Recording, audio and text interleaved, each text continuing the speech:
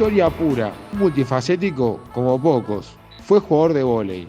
También tuvo un paso fugaz por el rugby en Olivos Rugby Club.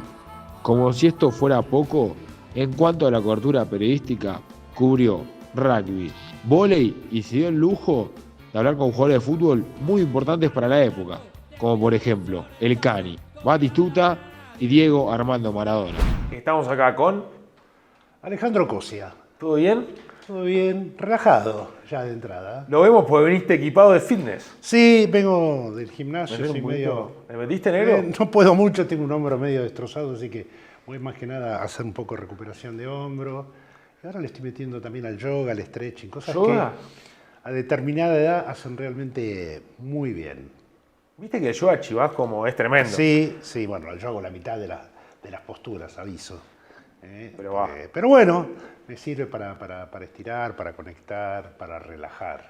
Modo reflexivo. Sí, sí, sí. Y hablando de modo reflexivo, acá estuvimos averiguando información, va, viene. Uy, eso me genera cierto Pero resquemor, ¿viste? el señor tuvo su paso por Videomatch. Estuvo con Tinelli y al parecer hay un video como que medio te postulás para eso, negro. Que lo tenemos acá. A ver. ¿Y eso? Ah, no sé. Ah, bailando. Seguro. Porque es lo mío el baile. Qué bárbaro. Ah. Baila el negro al 13-0-13, señores. Ay, ¿Qué es? siempre me ¿Parpajo, gustó. negro? Siempre me gustó el baile. Y sí, y mira, ¿sabes qué? Antes de los partidos, inclusive de los test matches, así, tiro alguno de los prohibidos. Así para relajar. Pará, vamos a música. ¿Música favorita del negro? ¿Qué escuchás, negro? No, a ver, de todo. Pero no, bueno, me gusta rock de antaño, qué sé yo. Para mí, Pink Floyd es lo más, por ejemplo.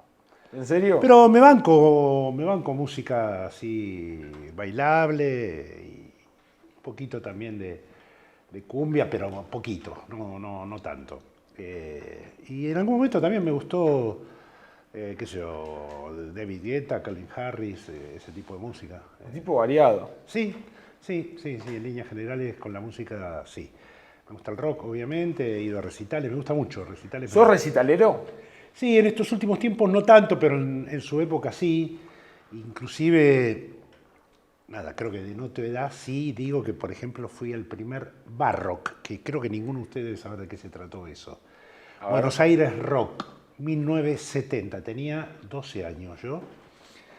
Y en el velódromo tocaban durante 4 fines de semana de noviembre los mejores grupos que tuvo la Argentina. Almendra, Los Gatos, Manal, Arco Iris, Alma y Vida, Box Day.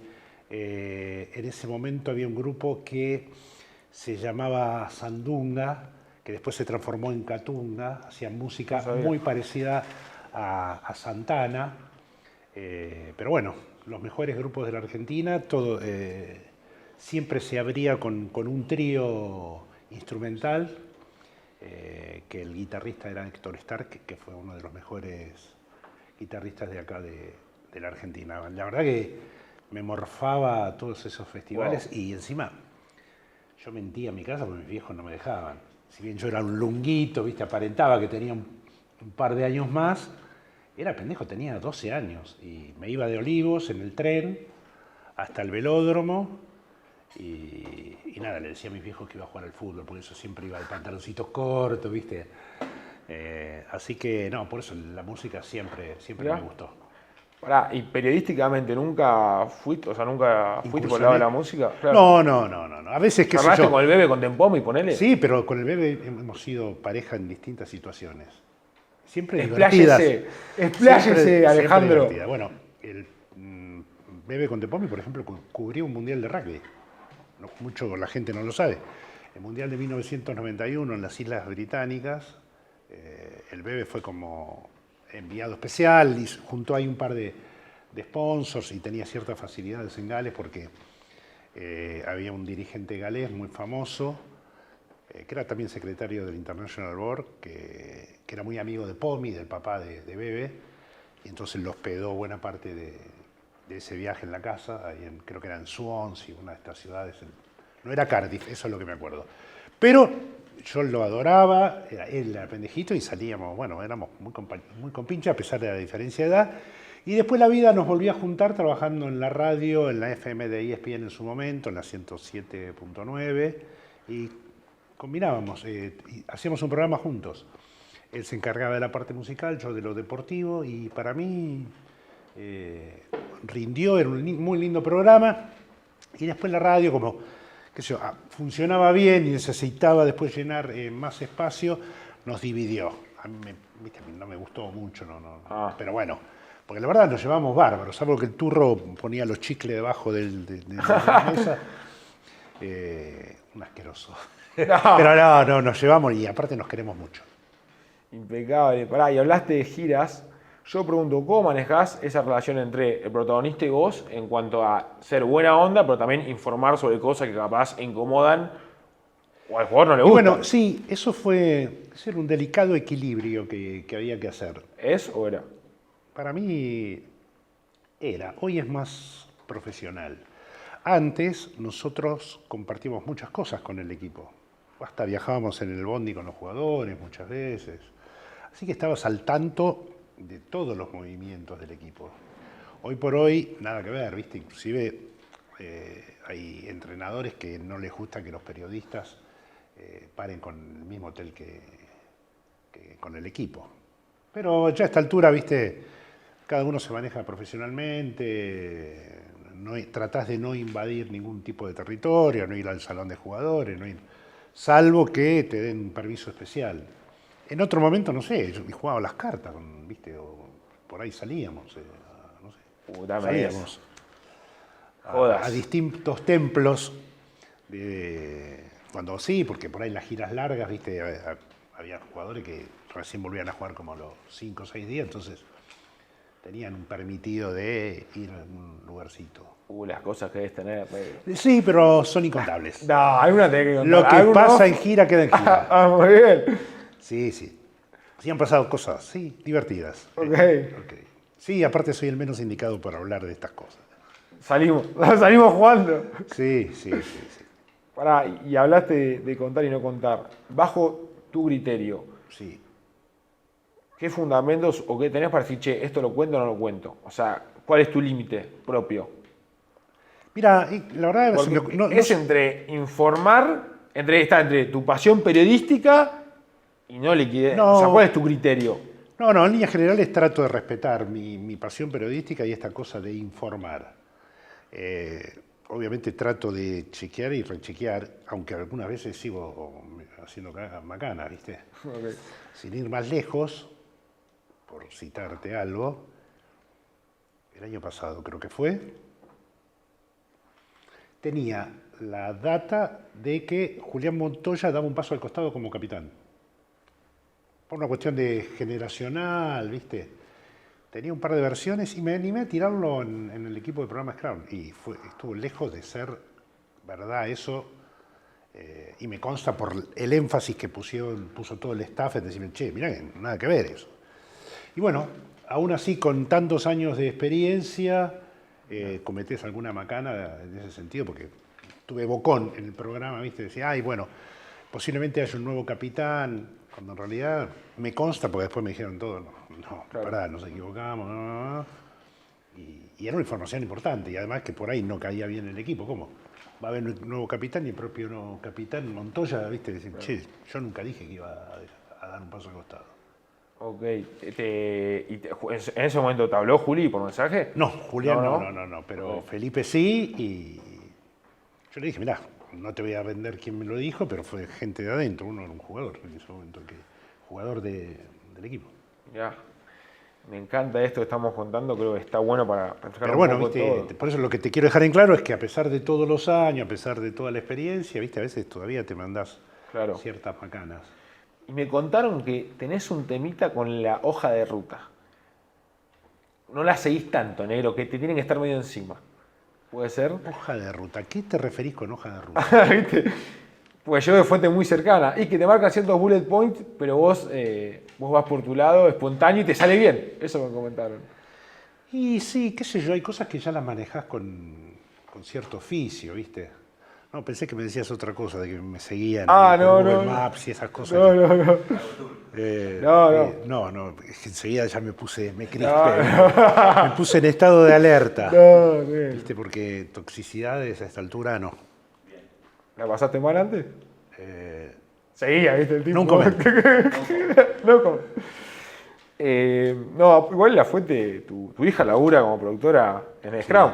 Sí, es un caso bastante particular porque Lucila empezó, primero, no la metí yo ni es bien, no la hice entrar yo, la hizo entrar su profesor de tenis en Deportea, que es Mariano Ryan.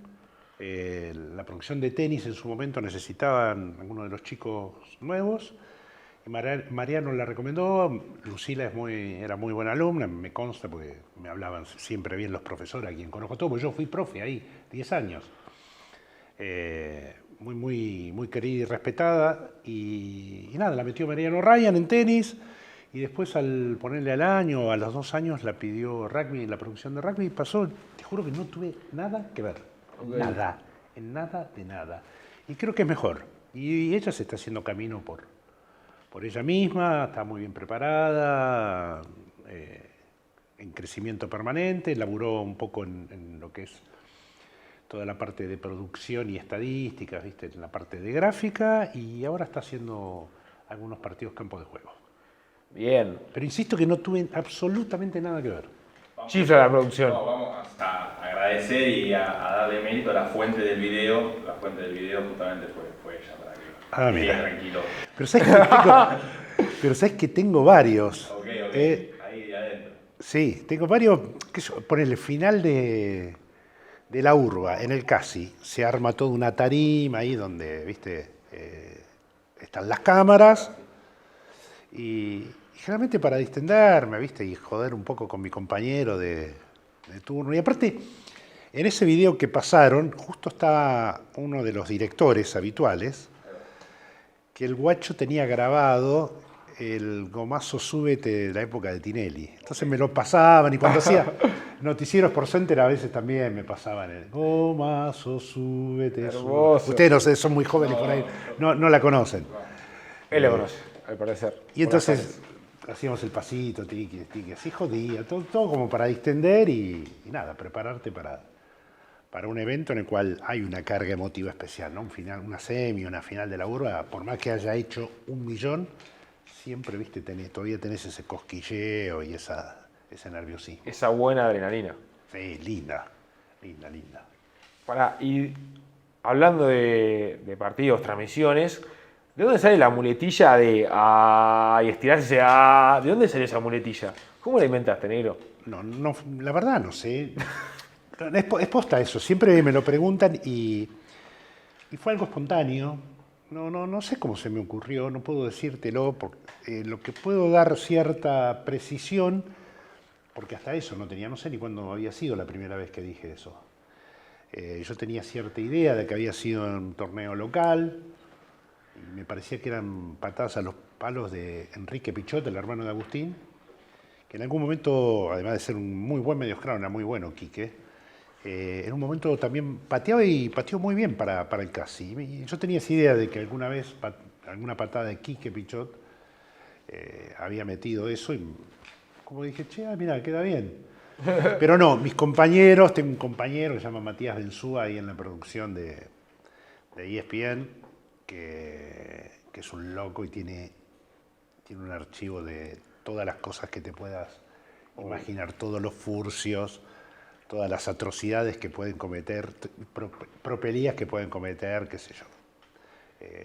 Tipos como mi ex compañero Rulo Tacchini, que era bastante broncaz en algunas cosas, hacía muchos ruidos. Imagínense por dónde tenía sus escapes. Okay. Pero bueno, todo eso está documentado y grabado. Y este chico, Matías Benzúas, que trabajó mucho en videoteca, se tomó el trabajo de explorar partidos, y se llegó a la conclusión de que la primera vez que lo dije fue en una gira que los Pumas hicieron por Gales, y en un partido Pumas-Gales a la noche, hacía un frío de matar, en Llanelli. Me acuerdo que los jugadores estaban todos con frazadas, ¿viste? Y creo que lo tuve de comentarista a Robertito Grau, en ese partido que había quedado out por lesión. Y creo que fue en ese partido que encima cambió de pateador, porque primero empezó Quesada y después terminó pateando Felipe Contepomi, que jugó realmente muy bien. Felipe ahí me parece que empieza, viste, ya a asomar firme como apertura de alternativa de Gonzalo, que después se consagró en el Mundial 99, ¿no? Y ahí, en el Mundial 99, con Gonzalo Quesada, que metía de todos lados, creo que cada vez la empleé más, la empleé asiduamente. Encima, el equipo ayudó porque exitosamente pasó la primera etapa del Mundial por primera vez. Y bueno, quedó. En el 98, ¿no? Dijiste una vez que fue. El primero en el 98, en un partido en Gales, ya te digo, en el pueblo, bueno, no sé si es ciudad Llanelli, me parece que es más chiquita. Y en un partido, ya te digo, Pumas-Gales. Que los Pumas jugaron bastante bien. Ahora, y hablando de rugby, vos, he leído que te gusta verlo, pero no te gustaba tanto jugarlo, como que tuviste una historia de amor-odio con el rugby en un principio, ¿puede ser? No sé si de amor o... Al principio sí, por ahí un poco, sí, pero hubo un partido que me cambió totalmente la perspectiva, que es el partido Pumas-Gales, mirá lo que son las cosas, del año 76, en que los Pumas quedan ahí a punto de ganarlo. Habían pasado a ganar con 2 tries espectaculares en el segundo tiempo, uno de Yoyo Goberuz y otro de González Carvarela. Un equipo espectacular de los Pumas, ¿no? Jugaban Porte, Chegaray, Tito Fernández, bueno, los que nombré, los 2 de Carvarela, Chiquito Travaglini, otro jugador, Martín Sansot, ni más ni menos, me estoy olvidando. Y después los forwards, ¿viste? Carracedo, buenos pilares, jugaba el Yankee Braceras, me acuerdo, que entró en ese partido. El joven Branca, Chapa Branca jugó ese partido. Hizo segunda línea. Bueno, famoso partido que los Pumas dan vuelta, están a punto de ganarlo y después, faltando un minuto, Chiquito Travaglini le hace un tackle altísimo a John Peter Williams, que era el fullback famoso de Gales. El árbitro da penal. Phil Bennett, que era el apertura y pateador, se hizo el bicho, ¿viste? La tiró como 2-3 metros más adelante todavía y clavó el penal y ganó Gales. Y cuando vi ese partido quedé enloquecido. Dijiste... Sí, me gusta, me encanta y nada, y ya empecé a joder en el colegio, porque en el colegio no querían que juegue al rugby tampoco. Pero pará, ¿tuviste un paso por Olivos de poquito tiempo, puede ser? Sí, hice una pretemporada, pero recién al año siguiente. Ok. Porque me pudrí del vóley, quedé saturado, jugaba en Ferro en ese momento, entrenaba mucho, jugaba poco, no me quedaba cómodo, yo vivía en Olivos, Ferro en Caballito, ¿viste? Sí, sí. Pero viste cuando decís, nada, quedé saturado, dije, porque además me pasó el extremo de estar a punto de colar en la selección a no jugar prácticamente, ¿viste? Viví los 2 extremos. Porque en algún momento estuve a punto de colar, en ese momento en la selección, en la que empezaron a jugar, ¿viste? Varios pibes que después fueron muy famosos, Conte, Castellani y toda esa camada.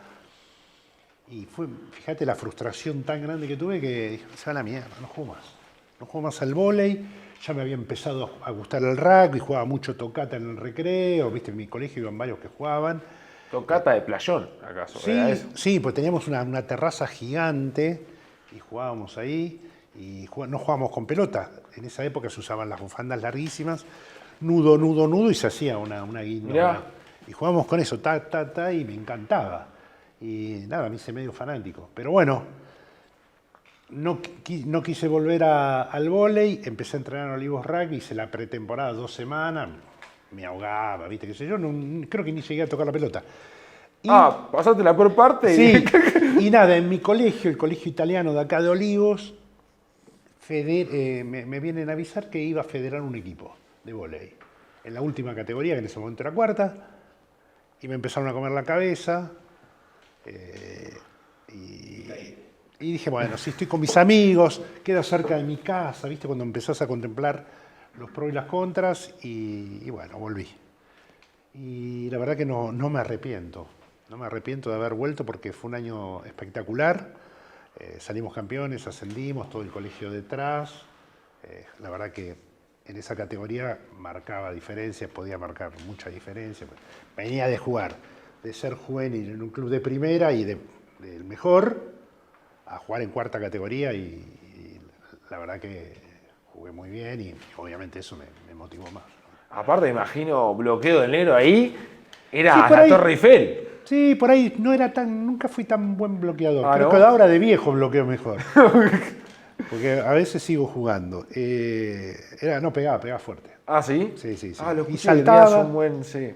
Saltaba, en ese momento también, saltaba mis 70 centímetros, lo saltaba, ¿viste? Qué sé yo, para la altura que tenía en ese momento. Hoy por hoy, viste, los jugadores de vóley son Altísimo. más altos, viste, más de 2 lucas. Entonces, por ahí, hoy por hoy no me destacaría. Pero en ese momento, y cuando te repito, en cuarta categoría, y pegaba fuerte y hacía puntos. Porque aparte relataste vóley. Sí, también. Tuviste un relatito de vóley, digamos. Y estuve durante distintas épocas. Empecé creo que en el 98, por ahí.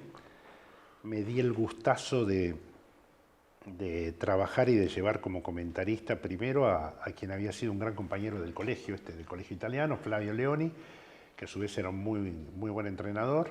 Y ese fue un gustito que me di y bueno, durante muchos años relataba y comentaba vóley.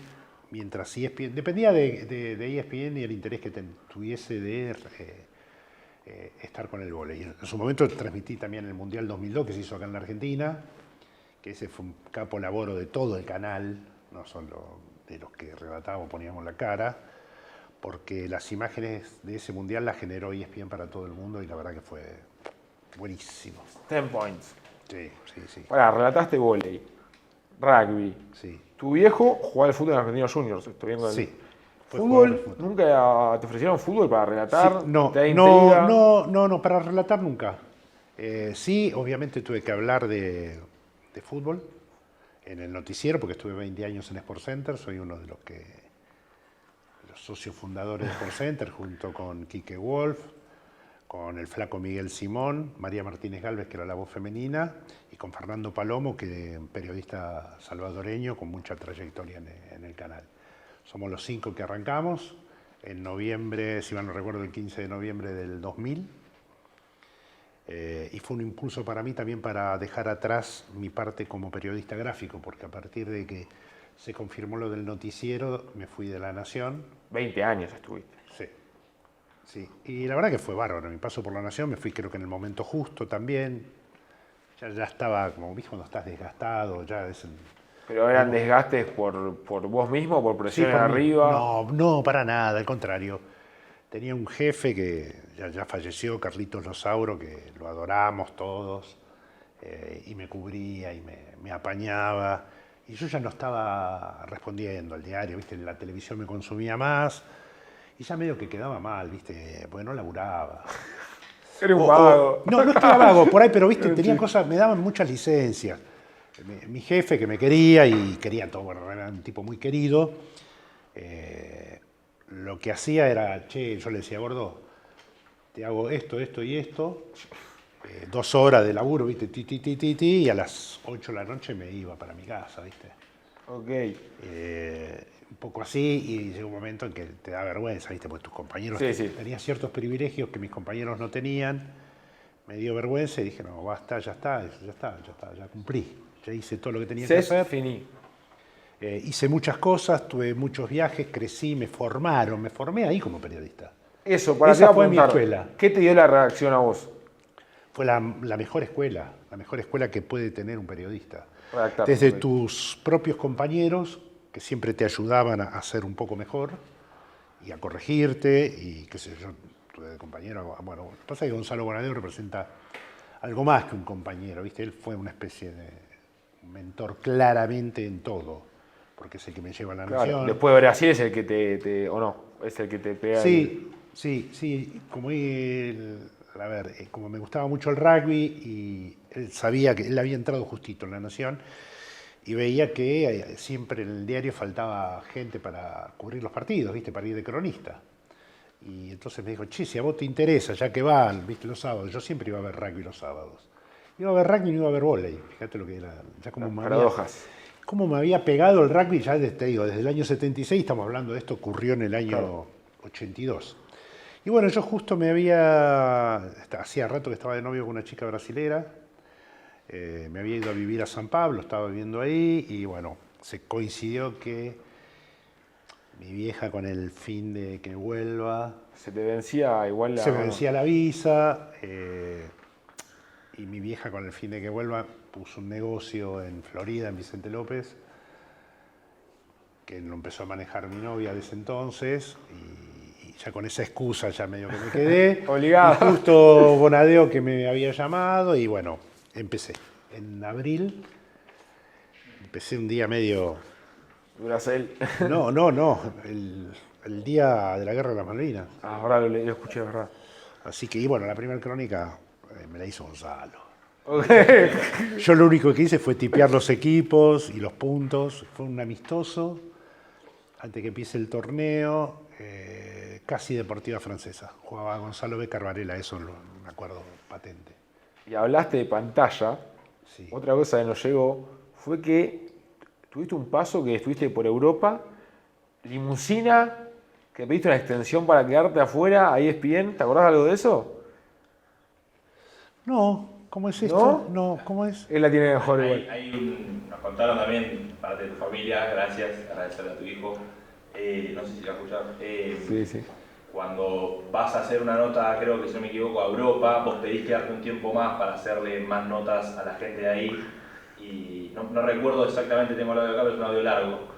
Y bueno, nada, eso de tener que ir a la casa de, creo que de Batistuta. Ah, Pero caías en limusina o una cosa rara. No. Limusina o taxi privado. No. No, ellos fueron, no. Ah, okay. No, es ahí. Me parece que hay un par de historias que se entrecruzaron ahí. Okay. No, lo de la limusina, a lo sumo es... cuento lo de la limusina.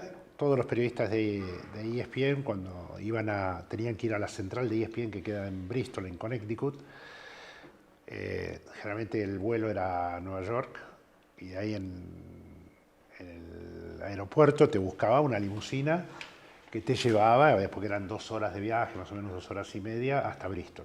Siempre, no solo a mí, a todos los periodistas, el señor Miguel Simón cuando iba, o algún otro cuando iba, Frana en su momento, o Paquito Alemán, que era periodista de golf. Generalmente había una limusina con un chofer que te esperaba y te llevaba... Eras un dandy, negro. Me lo merecía.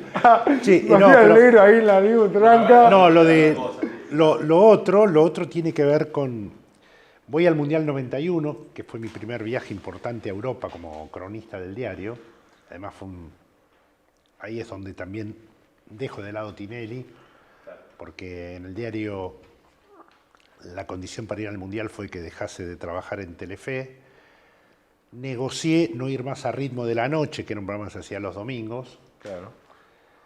Y me quedé un ratito más en Videomatch hasta que se acabó el año. Porque el Mundial, viste, fue tipo septiembre, octubre, por ahí. Y bueno, en ese Mundial los Pumas perdieron los 3 partidos. Y entonces en el diario me dijeron... Mirá, ya la verdad, el torneo sin los Pumas pierde interés. ¿Por qué ¿por qué no te conseguís hacer notas con futbolistas que estén en Europa? Ese año 91, la Argentina había armado un muy buen equipo de fútbol que termina ganando la Copa América en Chile, con Batistuta, con Canigia, que fueron las grandes estrellas. Se consagra también un jugador que tenía San Lorenzo, Leo Rodríguez, que era medio suplente de La Torre en ese momento. Creo que era suplente de La Torre. Y Leo lo meten y resulta un tipo muy importante, termina quedándose como titular y siendo un factor realmente trascendente en el equipo, que tenía buenos defensores, ¿viste? Ruggeri. Sí. Era un muy buen equipo. ¿Quién más estaba? El Cholo Simeone. Muy buen equipo. La primera Copa América que gana Coco Basile como DT con Argentina, porque después ganaría 2 años después otra más. Pero la otra fue más azarosa, te diría, más con... Gamboa, Vázquez. La del 91 jugaban bien, realmente muy bien. Franco jugaba Claro. Que también aportó mucho en el medio campo, ¿viste? Además cabeceaba muy bien, era lungo y cabeceaba bien, qué sé yo. Bueno, concreto, Batistuta, Canigia, Leo Rodríguez estaban afuera y bueno, me la juego, me voy a Italia. Voy y saco un vuelo Londres, Pisa, la ciudad de Pisa, la torre inclinada. Ahí en Pisa jugaba el Cholo Simeone. Un compañero de la redacción me pasa el teléfono del Cholo, que tenía buena onda con el diario, y yo desde un teléfono público, con monedas, llamo al Cholo, me atiende. Y le explico, le digo, mirá, yo estoy cubriendo el Mundial de Rugby, tú necesitarías, si vos podés, facilitarme los teléfonos de Canigia y Batistuta, que están acá en Italia, y para hacerle notas. Y me pasó los teléfonos. Uy, te hubo. Hoy por hoy sería, yo te digo algo que no existiría. Bueno, primero no existirían los teléfonos públicos, ¿no? Claro. Y no te daría bola un Cholo Simeone para sacar Nada. el teléfono, pero un jugador te miran así de costado. Pero ahí marca cómo cambió la relación entre el periodista y el jugador. De tu época a la de hoy, capaz, un poquito. Sí, igual era muy respetuoso, no es que... Pero bueno, para los deportistas, para los futbolistas, ¿sabés qué era raro? Que vaya un argentino y les haga una nota. Entonces los tipos, viste, como que te respetaban, te abrían las puertas. Y te cuento ahora anécdotas de eso, la verdad Todas. que me trataron como... Y no me conocían porque yo no hacía fútbol. Claro. La verdad que los tipos, cuando iba un argentino, mirá, hoy, te repito, me tocó esperarlo al Kun Agüero con el micrófono así, te miraba así, o Di María, Ángel, ESPN, te miraba en el micrófono y por ahí no te daban ni 5 pelotas. Pero bueno, eran otros tiempos, se me cayó el... Knock on. Y bueno, soy jugador de vóley. ¿Qué te iba a decir? Me acomodo esto, tranquilo. Estábamos con el... Bueno, me consigue los teléfonos y empiezo, primero lo engancho a Batistuta. Batistuta me dice, mira, entrenamos en Coverciano, que es el lugar donde entrenaba la Fiorentina y también el lugar de entrenamiento de la selección italiana en su momento. Bajo en Florencia, divino, ni conocí prácticamente Florencia, un poquito, me subí en bondi, que me llevó a Coverciano, ¿viste? Aparte en esa época te arreglaba, no había GPS, nada. Sí, y así, capaz que llevabas ahí, Sí. no respondía más y... No, sí que bueno, yo con el italiano obviamente me las rebuscaba bastante, y me bajé bien, llegué al club, me abrieron las puertas, vi el entrenamiento. Batistuta no, estaba practicando mucho definición, ¿viste? Por ahí le tiraban centro a borde de área, la colgaba 10 metros arriba del travesaño, no la metía, pero aparte venía de sequía, venía una sequía ahí en Fiorentina. Y nada, terminó el entrenamiento, lo esperé que se bañara, me dijo, me dice, te llevo al centro si querés, yo tengo que llevarla a Irina era la mujer, tengo que ir a buscarla por el supermercado. Digo, mirá, yo me tengo que tomar el tren para ir a Bérgamo, que es donde estaba Canigia, en Atalanta. Me dice, bueno, si querés hacemos una nota mientras yo voy manejando, y hicimos eso, de Coverciano. Me pasé por el centro, fuimos a buscar a Irina al supermercado, charlamos, me presenté, y yo iba, en esa época tomabas o grabador o con virome y papel. Y la nota con Batistuta la fui escribiendo en el tren. No había conseguido asiento en ese tren, me senté como acá en el Belgrano, en las escaleras, con máquina de escribir, la letra 22, en esa época no existían las computadoras, papel rotulado del diario La Nación con carbónico y tiqui, y la gente me miraba, ¿viste? Sí, ¿qué onda? Escribir y le metí, bueno, 4 carillas de la nota Batistuta, sí, y acá, bueno, fue todo un éxito, por lo menos dentro de la redacción y dentro del deporte, ¿viste? Tener una nota con el Bati. Y con Canigia igual, Canigia inclusive, yo te digo, las 2 veces que estuve con él, un flaco para mí espectacular, siempre muy solidario, ¿viste? Nada que ver por ahí la imagen que uno puede tener, ¿viste? De que son medio soberbios o qué. Yo te digo, Canigia, un pibe el que yo conocí, sensacional. Llegué a Bérgamo, le digo, estoy acá, soy tal. Me dijo, bueno, mira, ¿sabes qué? Ahora te llamo al secretario de turismo de Bérgamo que te consigo un hotel. Eran las 11 de la noche, me atendió el secretario de Turismo de Bérgamo en Rov, en Bata. Me recomendó el hotel, porque no había lugar en el hotel de Canigia, que me acuerdo era el Hotel San Marcos, que quedaba en la plaza, frente a la plaza ahí de Bérgamo. Al día siguiente le hice la nota a Cani, antes del partido, ellos jugaban por Copa Italia, contra el Inter, ni más ni menos. Me consiguió entrada, obviamente, para ver el partido. Espectacular, todo, pero viste cuando te sale todo. Sí, sí. Aparte, no es que tenía 3 días para hacer la nota, no. 24 horas, tic, Claro. tic, tic. Después, es más, seguí charlando con él, la nota la seguí en el vestuario postpartido, fue 0-0, un partido, un embole. Y de ahí del palco había llamado a Hugo Conte, Claro. jugador de vóley ya de los mejores sí. de Argentina, amigo mío.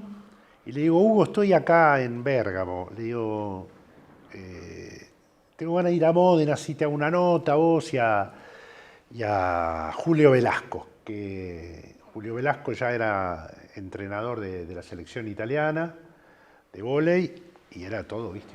Julio Velasco es, en el mundo Una del deporte, revolución. es un tipo, ¿viste? Y más en Italia, bueno, es un prócer. Tiene una nota con Barsky, Velasco, ¿no? Le hizo, sí. Muy buena, yo la Sí. escuché. Sí. Y bueno, me tomé el tren a Módena, me estaba esperando la mujer de Hugo, que también es amiga mía, obviamente, y la mujer de Waldo Cantor, que a ellos los conocía, viste, de hacía mucho tiempo. Me llevaron a la cancha, fuimos a ver un partido que justo jugaban, viste cuando te va saliendo todo sincronizadamente, y le hice la nota a Julio, y después me tocó ir a Francia. Bueno, el viaje, hice todo lo que tuve que hacer. Ahora estoy pensando, ¿cuánto tiempo extendiste tu estadía desde que elegiste ahí? Hasta el final del Mundial. Ok. Porque una semana me tomé para los que estaban en Italia, y mira, el Cholo Simeone, que fue el que me facilitó los teléfonos, no le hice nota. No. No, porque ya me tenía que volver porque se jugaba cuarto de final. Cuarto de final me tenía que ir a París. O sea, tenía que hacer Pisa, Londres, París. Porque ahí se jugaba un cuarto de final Francia-Inglaterra. Y ahí entonces en Francia estuve una semanita también. Y ahí engancho a Leo Rodríguez, que ya te digo, fue un pibe que había ido medio para mí como relleno en la selección de fútbol y terminó siendo un pibe muy importante. Ya en ese momento él estaba jugando en Toulon, en el mismo lugar donde juegan al rugby, Sí. en el Estadio Mayol. Ahí lo fui a ver. Y él me dijo, bueno, hacemos la nota en casa, venite. Me voy a la casa. La casa divina tenía, en un lugar que se llama Bandol, en las afueras de Toulon. Con el Mediterráneo ahí, viste, Espectacular. caserón. Y ahí vivieron muchos argentinos, qué sé yo, Juan Fernández Lobe, Gonza Quesada, cuando estuvo en Toulon, vivían en ese lugar que ya empieza justo la Costa Azul ahí. Claro. Y bueno, le hice la nota ahí, morfé ravioles que preparó la madre, que era una divina, y estuve toda la tarde ahí charlando, haciendo la nota y charlando, ¿viste? Porque para ellos que vaya un argentino, ¿viste? Era Claro. espectacular, te abrían las puertas. Pasa que bueno, después esto se cambió tanto que hoy por hoy, ¿viste? Va un periodista y no te dan bola. Aparte hoy por hoy ya, ¿viste? Los Sí. equipos obviamente tienen sus jefes de prensa, los Eso. tenés que pautar, ¿viste? Es toda otra cosa. Hoy el jefe de prensa como que limita capaz. Antes era más artesanal, ¿viste? Más... Era una charla de café más que una nota. Sí, no, al contrario, tenías distancia, ¿no? ¿Sí? Sí, Pensé sí. que llevabas intimidad de charla de café. Bueno, por ahí con Leo Rodríguez sí, porque Leo era particular en ese sentido. Ok. Pero bueno, Batti también, viste, que a ver, un pibe que es suelto realmente, y todavía no era, todavía no era quien llegó a ser, viste, en Fiorentina, digo. Después se convirtió en ídolo de Fiorentina, pues empezó a meter goles a lo loco. Claro. Después, ¿qué más? Bueno, y de esa nota con Leo Rodríguez salió espectacular.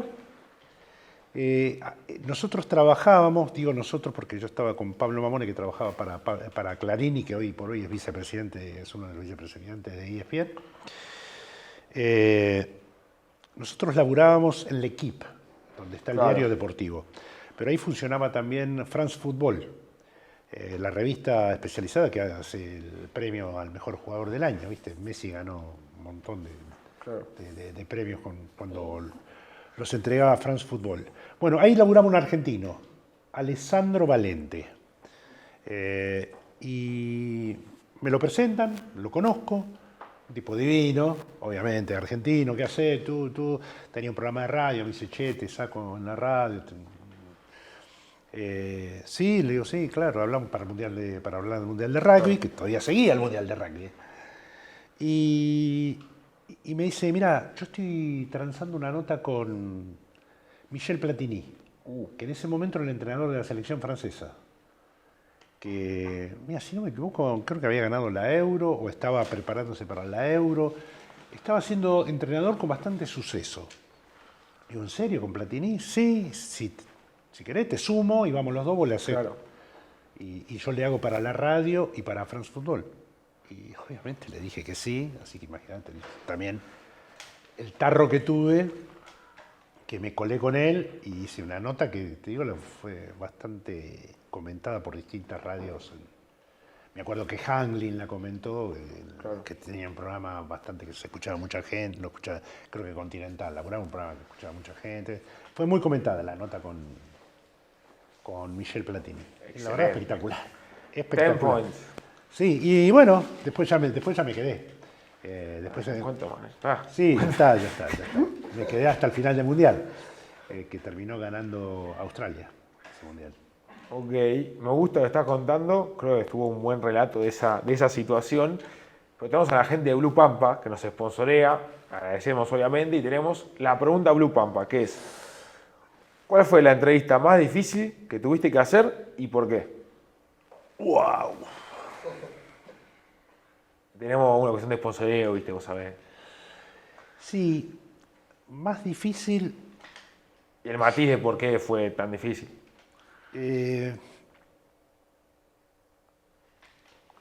Yo creo que una nota con Gonzalo Camardón,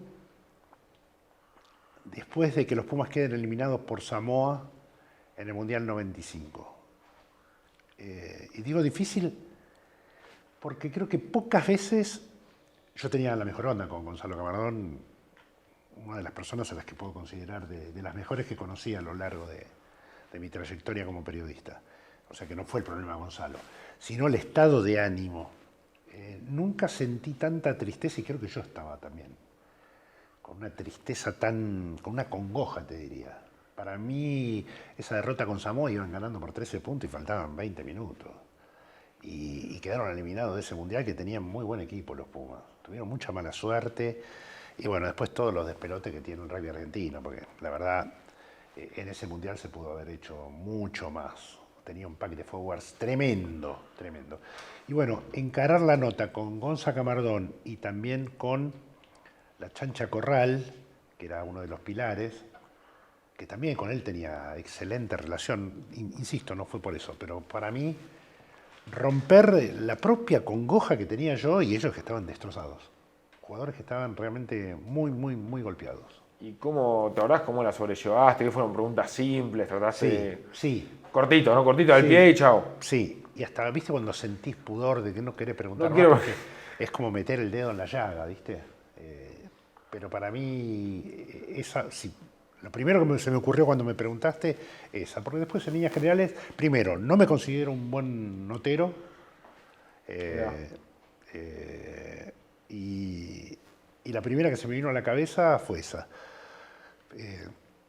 Porque después, qué sé yo, he tenido muchas facilidades para notas. Y repito, no soy bueno, no soy bueno haciendo reportajes, lo admito. Que yo tuve la posibilidad de hacer una nota Maradona también, por ejemplo. ¿No la existe? Sí, re. Ah, por eso, ok. Re, pero no la puedo considerar como jodida, al contrario, fue un placer.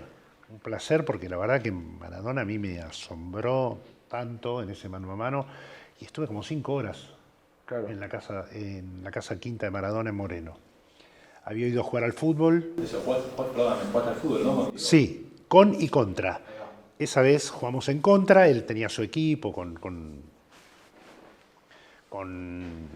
su primo, me acuerdo, y otros muchachos más. Jugamos en la quinta, nos ganaron 2-0, me acuerdo que Diego hizo un golazo de tiro libre tremendo. Y nada, yo había combinado con él, en hacerle una nota, pues ya había jugado al fútbol con él contra los polistas, y ese día le dije, che, mirá, yo laburo en el diario La Nación, ¿te va a hacer una nota? Sí, no hay problema, qué sé yo, bueno.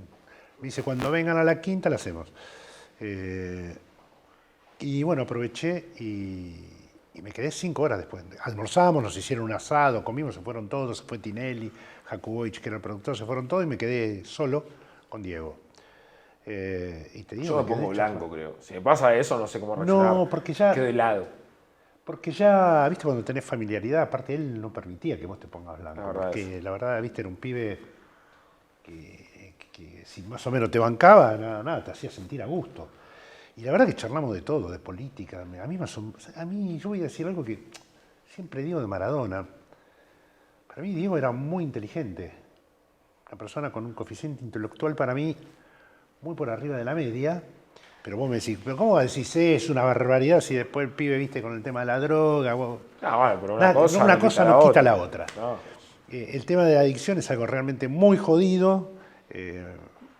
Y hay que tener un poco en cuenta los orígenes de Diego y cómo le terminó pegando todo. Pero a mí me asombraba que tema que hablaba fuera del fútbol, el pibe estaba al tanto. Claro. Y tenía su opinión, después podías coincidir o no coincidir, pero tenía una opinión formada, ¿viste?, de determinadas cosas. Tenía una inclinación social muy importante, cosa que a mí eso me gustaba. Y te digo, para mí fue un verdadero placer. Así como me preguntaste, la más jodida, yo te cambio y te digo, la más placentera creo que fue con Diego, porque pudimos hablar de todo, inclusive de una situación bastante perturbadora, que fue lo que vivió él. Cuando yo hago la nota, Maradona estaba suspendido por doping, que fue el primer doping que le detectan jugando con el fútbol italiano. Y aparte, 2 meses antes lo habían enganchado en un departamento en Caballito, que estaba aparentemente drogándose, ¿viste? Fue medio un oprobio, todo ese circo que se armó. Además fue la policía a buscarlo, ¿viste? Es famoso ese episodio. Igual él aceptó tocar el tema y explicó, ¿viste?, cosas. Y esa nota, bueno, fue tapa del diario La Nación y obviamente tapa del suplemento cuando La Nación era sábana, claro, que era así. Pero, ¿qué cosas te explicó, si se puede saber? ¿De qué? No sé, me dijiste, explicó cosas. Es que fue una cama que le hicieron, que había que desviar la atención por otro lado y lo fueron a buscar cuando él estaba aparentemente drogándose con otro tipo, que no me acuerdo el nombre ahora. O sea, él te dijo textualmente, fue una cama. Sí. Wow. Fue una cama que me hicieron, típico para distraer la atención, y él tenía idas y venidas con determinados personajes. Con Menem tenía idas y venidas, con el propio Tinelli llegó a tener también idas y venidas. Viste que se amigan, después se tornan enemigos, qué sé yo. En ese sentido no es que era todo así. Era Diego. Diego era Dios y el diablo en la misma persona también. Pero yo lo que puedo hablar de esa experiencia, espectacular e inolvidable. Hablando de coberturas periodísticas, bueno, hace poco el Pato salió a hablar sobre un par de cosas o cuestiones cerca del grupo del 2007, previo, después, etc. ¿Vos tenías algo de esa info? ¿No sabías nada o decidiste no contarla y por qué no, capaz? No, es que, a ver, era una situación que, te digo la verdad, debían resolverla los jugadores internamente. Por eso para mí, viste, decían, yo no me tengo, acá tiene que arreglarse Albacete con tal o cual, con los que tiene discordia. Y sí admito que de algunas cosas, viste, me enteré medio tarde. Como que yo, no solo yo, sino por ejemplo en esa época estaba Rulo Tacchini conmigo. Y la verdad que no sabíamos tanto del mar de fondo que se fue generando. Y después por ahí me enteré de algunas cosas, viste, de venenos que había. Obviamente creo que cada uno peleaba por lo suyo. Acá creo que se pudo haber arreglado de otra manera, sin que tomase tanto estado público. Y eso es quizás lo único que le cuestiono al Albacete, pero creo que lo hablé con él. ¿Hablaste con el Pato? Sí, pero a mí yo no tengo ningún problema. Y aparte le tengo gran afecto y para mí algunas cosas tenía razón. Evidentemente tenía razón. Pero te repito, para mí eran cosas que debían estar dentro del ámbito del equipo, porque a ver, en todos los equipos hay problemas internos. Y acá el problema mayor para mí fue que empezó a difundirse y a convertirse en una especie de cotidianidad la disputa entre dos grupos de jugadores. Porque tenías a ESPN, por un lado, pero nosotros te juro que a nosotros nunca nadie nos vino a decir, che, no, mirá, esto, lo otro. Al contrario, creo que hubo un momento que... Pues el Pato fue ESPN aparte. Claro, y nunca tuvimos ninguna directiva de decir, che, este no, porque aparte Pato Albacete tenía del lado de los que estaban del lado de él, a Nico Sánchez, a Chelo Bosch, a Toro Ayerza, de los que me acuerdo, Santi Fernández, todo pibe que la verdad, buenísimo, no. La verdad que fue una interna que creo que le hizo muy mal y creo que lo peor que hizo fue el tema de la difusión. Me parece que ahí debían haber agotado instancias para que la cosa no saliera de la interna del grupo. Y quedó muy planteado que donde había algún problemita era el diario de la Nación, claramente, hay que hablar las cosas como son, porque evidentemente había jugadores que le pasaban data a los periodistas del diario de la Nación, eso obviamente alimentaba la polémica, entonces era claramente la línea de Albacete respaldada por la Nación, y había cosas que la verdad no había que vincular, no había que ventilarlas, para mí debían formar parte de la interna y había que extremar todas las medidas para que no le llegue a la gente. ¿Y por qué decir que se extremó? Se fue tan a la mierda todo. Y porque... ¿Egos de ambos o qué? Sí, qué sé yo, a ver, ten en cuenta que esto era una lucha de intereses, ¿eh? También, sí, obvio. Había quienes querían manejar una parte con todo derecho y habían quienes seguían queriendo mantener el status quo y estaban bajo el ala de Agustín Pichot. Yo creo que ahí los periodistas lo que tenían que hacer así, muchachos, arréglense y no trasladen estos quilombos a la cancha. Para mí esa era la labor del periodismo. Sí, pues se partió el grupo aparte un poco. Sí, mirá, te voy a decir algo. Para mí una de las peores escenas que vi de los Pumas fue un partido en Sudáfrica. Ahí se armó todo el despelote también de la capitanía. Había un tema con la capitanía que obviamente Albacete creo que le habían prometido o quería ser capitán y estaba en todo su derecho y era un hombre totalmente capitaneable. Pero también estaba Corcho Fernández Lobe, estaba Felipe Contepomi, y ahí no me acuerdo bien cómo fue el despelote de la capitanía, que obviamente todo el grupo de Pato y quienes respaldaban a Pato no estaban de acuerdo, y vos te das cuenta, yo estábamos en un hotel en Johannesburgo, un hotel famoso, se llama Santon San, que, viste, las habitaciones están como en un semicírculo, en un círculo, y abajo tenés los bares, 2 bares, ponele. Y vos de arriba mirabas, viste, nosotros estábamos en la habitación, y mirabas para abajo y veías un grupete acá y otro acá, pero claramente, y los estaban Y la verdad que fue fulero, los periodistas que cubrimos esa gira, viste. No fueron buenos años y creo que no contribuyó mucho tampoco al crecimiento de un equipo que ya había quedado medio tocado porque se habían ido muchos líderes. Ok. Y como para cerrar, bien arriba, quiero que me cuentes cómo fue relatar Pumas All Blacks en el 2020. Ese relato cargado de emociones seguramente. Sí, bueno, como primera medida, inesperado para mí el triunfo de los Pumas. Y te digo, para mí sentí que empezaba a relatar un triunfo más de los All Blacks. De qué manera iban a ganar, que en algún momento iba a aparecer, y de repente empezó el partido y los Pumas entraron muy bien pisados. Los Pumas no habían jugado ni un partido en el año. Ellos venían ligeramente con la competencia que habían tenido con el torneo interno que jugó Nueva Zelanda, ¿viste? Con el Aotearoa. Y los Pumas ninguno habían jugado. Encima venían del quilombo de Jaguares que se había atomizado totalmente, así que la mayoría andaba buscando club desesperado, ¿viste? Cada uno en un paisano de cada pueblo, ¿viste? Algunos se acomodaron como pudieron, era un despelote. Y dije, bueno, esto es el anuncio de otra goleada frente a los All Blacks. Sin embargo, empezó el partido, madrugada, creo que a las 4 de la mañana empezó el partido, No, estaba muy dormido. Y imaginando que iba a venir en cualquier momento la goleada de los All Blacks. Pero te digo, los Pumas empiezan a jugar bien, a mostrar presencia, a taclear como loco y a atacar, sobre todo a atacar. El try de Sánchez es una jugada de secuencias de como 10 movimientos, 12 movimientos antes, y muy bien hecho, muy buena conservación de pelota, y termina ensuciándose un poquito porque la patea Sánchez, medio que Bruni se la lleva por delante con la tibia, y le queda el try servido a Nico, que se tira espectacular, ¿no? Porque en una pelota difícil, se podía hacer no-cone, y se tira en palomita y apoya. Y después, bueno, empezás a ver, viste, determinadas actitudes de jugadores y te das cuenta que ellos no estaban. Okay. Te das cuenta que no daban pie con bola. Los All Blacks no les salía nada, los Pumas presionaron y cada vez se agrandaban más y veías una voracidad del equipo sin la pelota tremenda, marcada por dos de los líderes, Matera en primer lugar y Montoya en el otro, viste, fieras.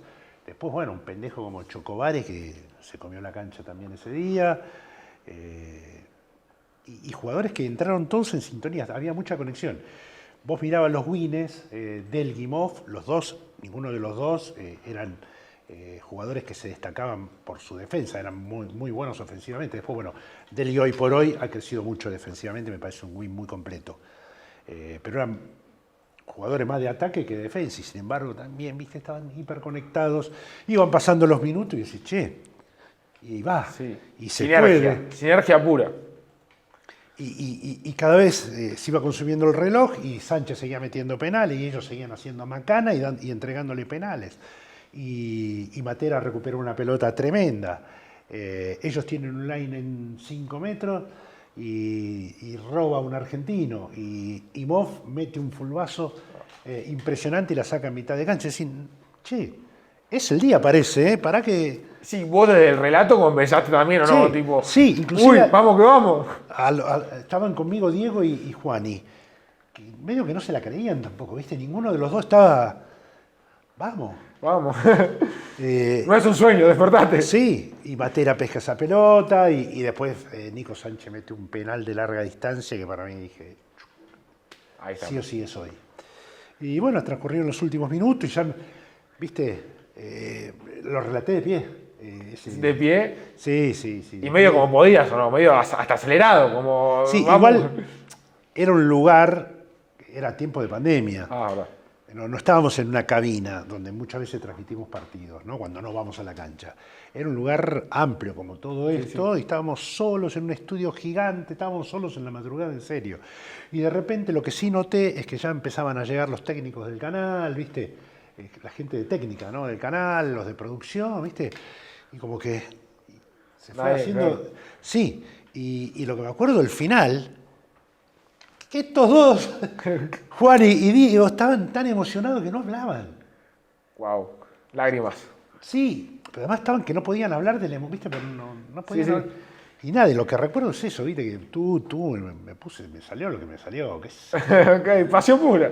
Sí, Argento. No sé, no sé si fue una gran transmisión. Para mí, no sé, técnicamente, creo que si la veo de nuevo y no te la pongo ahí en... ¿No? No, viste, estaba medio dormido.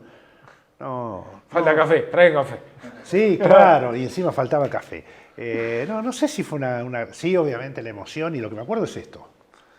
De mis dos compañeros, viste, que yo veía que no podían, de la emoción no podían hablar. Tremendo. Y nada, entonces tuve que boquear y nada, porque yo soy de abrir el juego, viste, no es que Claro. me gusta acaparar el micrófono.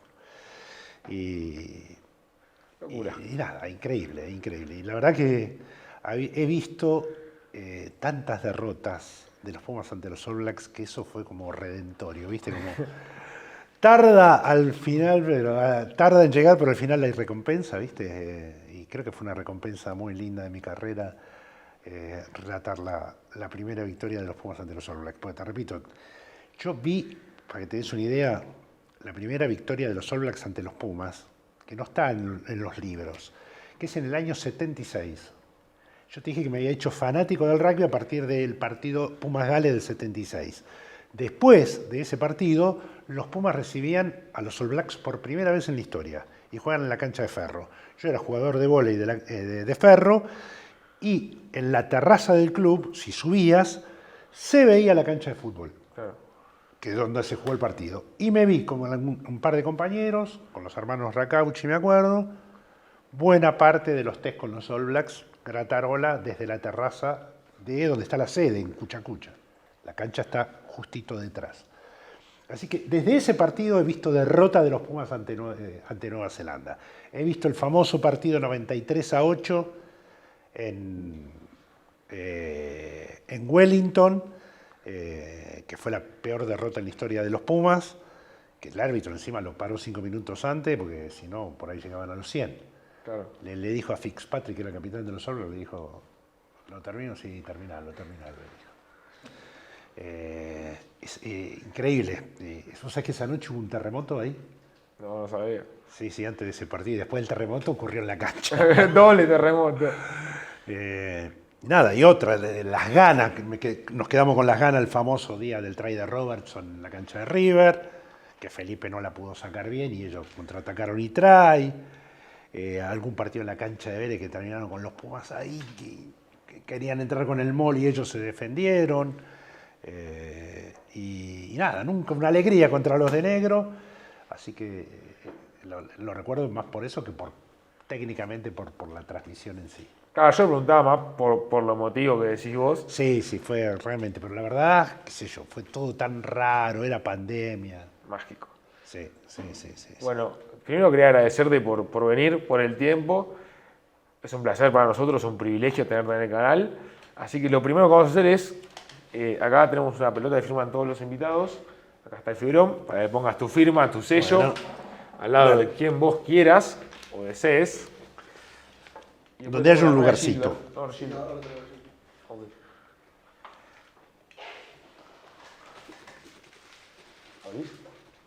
¿Abrís? Ahí estamos. Vamos. Mirá cómo la guardo acá. Tú. Tiene historia esta, ¿eh? Después, linda, del Club de las Remeras, Ah, mira. Doble XL. remerita. Yo creo que sí, negro. Sí, Pero hay una creo que remerita va. linda. Buenísimo. Con algo distinto, creo yo. Linda, me va. Y la gente amiga de Gilbert apoyando este proceso, este hermoso proceso que estamos teniendo en el canal. Así que también, todo tuyo. Bueno, esta por ahí me la pongo para ir al gym, ¿eh? ¿Viste? Y esta para ir al recital. Muchas gracias, negro. Placer, Like, placer. suscripción, comentario abierto y hasta la próxima.